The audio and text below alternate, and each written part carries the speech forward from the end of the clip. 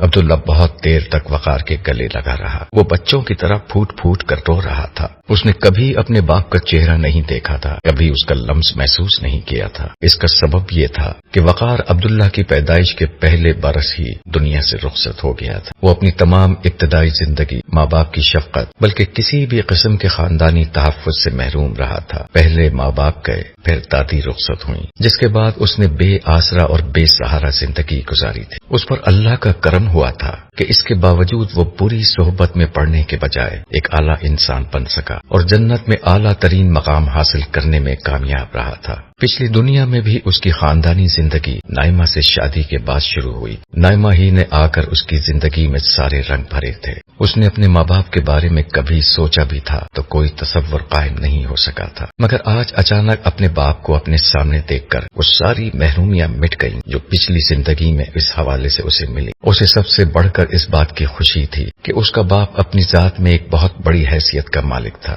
اسی لیے وہ جنت میں ابتدائی میں داخل ہونے والے خوش نصیبوں میں سے ایک تھا۔ تھوڑی دیر تک وقار اس کی پیٹھ تھپ تھپاتا رہا، خود اس کی آنکھیں بھی ننگ تھیں۔ پھر اس نے عبداللہ کو خود سے جدا کرتے ہوئے کہا، میرے سامنے بیٹھو سردار عبداللہ، میں تمہیں دل بھر کے دیکھنا چاہتا ہوں۔ وقار اپنی نشست پر بیٹھا۔ عبداللہ بھی اس کے سامنے بیٹھتے ہوئے بولا، عبداللہ کہیے بابا، صرف عبداللہ کہیے۔ ہاں عبداللہ، میں تو عرصے سے تمہیں دیکھ رہا تھا، تمہاری عزت کے تاج کو دیکھ رہا تھا، تمہارے مقام اور مرتبے کو دیکھ رہا تھا اور اپنے مالک کا شکر ادا کر رہا تھا جس نے میرے بیٹے کو اس مقام پر پہنچا دیا۔